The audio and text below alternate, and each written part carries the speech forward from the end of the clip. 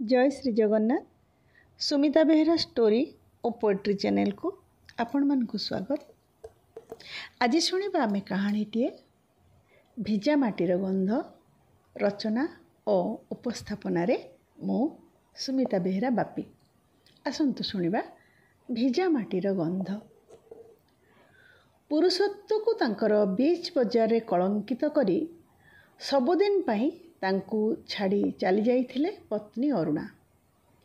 बोही जाउथुवा पानी को अटकाई बंध बांधिबार सामर्थ्य नथिला मानवंक निकटरे। कहिबाकू गले तांको परिवार मध्य कौनसी मते तांको संसार को पुनर्बार जोड़िबार उद्यम करि नथिला।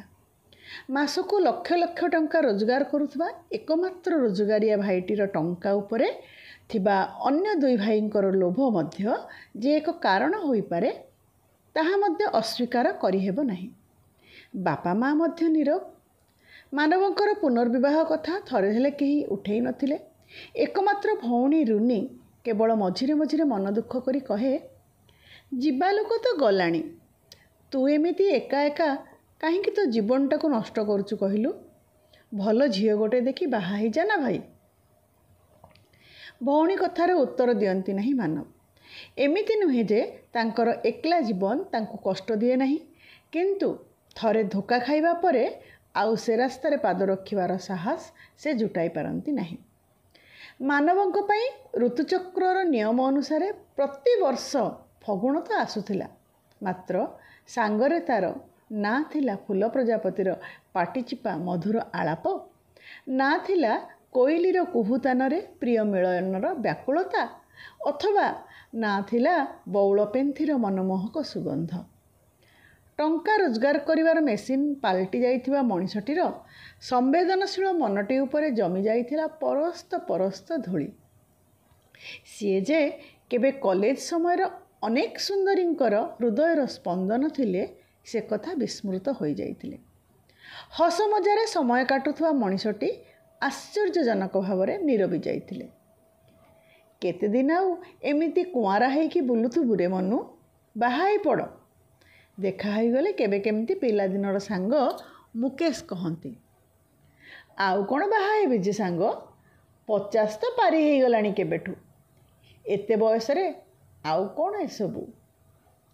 अरे भाई एते बयस रे ही तो साथी गोटे दरकार, जहाँ को मन कथा टिके कही हालुका हबू। मुकेश कहले, नाई रे भाई से कथा आउ कहनी। मुकेश कहले, मो पाखे गोटे भल प्रस्ताव अच्छी, व्हाट्सएप रे फोटो और बायोडाटा पठेई दउची, थोड़े देखिदेबू। सप्ताहक परे परिवा मार्केट रे मुकेश सहित पुणी थरे मानवंकर देखा ही गला। सेई एका कथा कहते मुकेश। घर को फेरी कौतूहलवशत व्हाट्सएप खोलिले मानव। मुकेश देइथिबा प्रस्ताव मंद नथिला, ना मृदाक्षी। झीटी असामान्य सुंदरी नहेले मध्य असुंदरी कहुब ना। झील तो कहीहेब नहीं, बरं महिला कहीहेब। सेंट्रल स्कूल रे शिक्षकता करती, अवसर नेबाकू आउ अनेक वर्ष बाकी रही। ए समय रे दोल मुकुट पिंधि बेदी रे बसिबा कथाटा केमती खापछड़ा लगे कि मने मने भाविले एवं फोन बंद करी रखिदेले। से दिन थिला से वर्षर प्रथम वर्षा। दारुण ग्रीष्मर प्रभाव रे सुखी जाइथिबा माटी उपरे जेतेबेले वर्षार प्रथम छिटा पड़िला, सेतुरु निर्गत बाष्प एक मोहक सुगंध नहीं केतेकंकर मन को जे सम्मोहित करू नथिला से कथा कहिहेब नाही। आह, निज शब्द रे निजे चमकी पड़िले मानव। भिजा माटीर बास्ना रे विभोर हेउथुवा समय तांकर तो केबेठारु अतिक्रांत। आज पुणी थरे हृदय रे तांकर कोमल पदपात, ताहार कोमल पदपात तांकु विस्मित करुथिला। अपराह्न 3टा समय मध्य कृत्रिम संध्यार भ्रम सृष्टि करुथिला। आकाश रे कलाहांडिया मेघ आ मनरे विचलन। अरुणाक जीवा परे रश्मि, श्वेता, विधि एपरि अनेक झियो तांको जीवन परिधि को पशि आसी पुणी स्वइच्छारे चली जाइछंती। काहाको अटकाई रखिबार प्रयास से केबे करिनाहांती। काहेकि करिवे?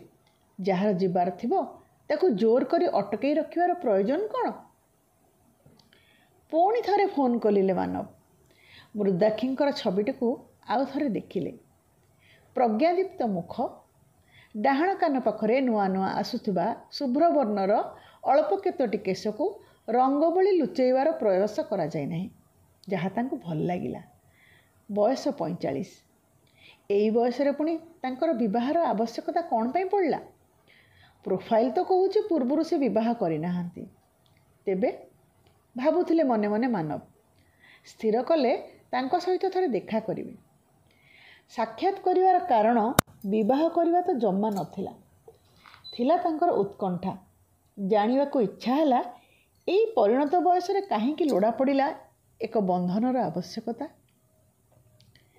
ମୃଦାକ୍ଷୀଙ୍କର ଛବି ଦେଖି ମାନବ ଯେପରି ଅନୁମାନ କରିଥିଲେ ସେ ଠିକ୍ ସେହିପରି ଥିଲେ। ଏକଦମ ସାଦାସିଧା ବେଶ ପୋଷାକରେ ଏବଂ କଥାବାର୍ତ୍ତାରେ ମଧ୍ୟ।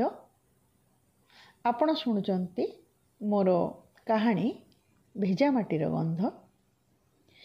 ଏବେ ଯାଏଁ ଯଦି ସବସ୍କ୍ରାଇବ୍ କରିନାହାନ୍ତି ତେବେ ସବସ୍କ୍ରାଇବ୍ କରିନିଅନ୍ତୁ। ଆମେ ଅନେକ କାହାଣୀ, ଅନେକ କବିତା ନେଇ ଆଗକୁ ଆସିବା। କାହାଣୀର ପରବର୍ତ୍ତୀ ଅଂଶ ଆସନ୍ତୁ ଶୁଣିବା। ମୃଦାକ୍ଷୀଙ୍କର ଛବି ଦେଖି ମାନବ ଯେପରି ଅନୁମାନ କରିଥିଲେ ସେ ଠିକ୍ ସେହିପରି ଥିଲେ। ଏକଦମ ସାଦାସିଧା ବେଶ ପୋଷାକରେ ଏବଂ କଥାବାର୍ତ୍ତାରେ ମଧ୍ୟ।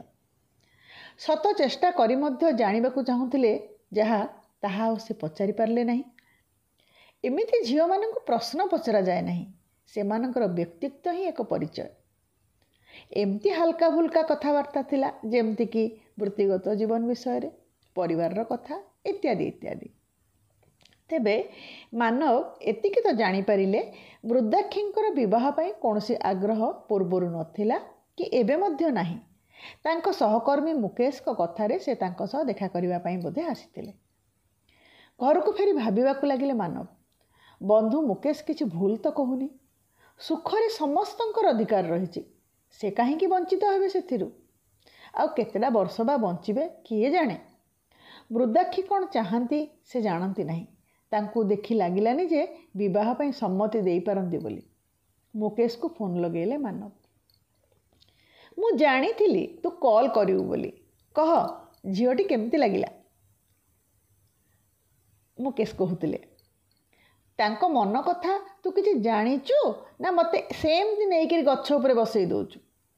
ସିଏ କ'ଣ ଜାଣିଛନ୍ତି ମୋ ସହିତ କାହିଁକି ଦେଖା କରିଥିଲେ? ଦେଖ ଭାଇ, ତୋ ଉପରେ ମୋର ଟିକିଏ ବି ବିଶ୍ୱାସ ନାହିଁ। ତାଙ୍କ ବ୍ୟବହାରରେ ତ କାହିଁ ସେମିତି କିଛି ଆଭାସ ନଥିଲା। ମାନବ କହୁଥିଲେ।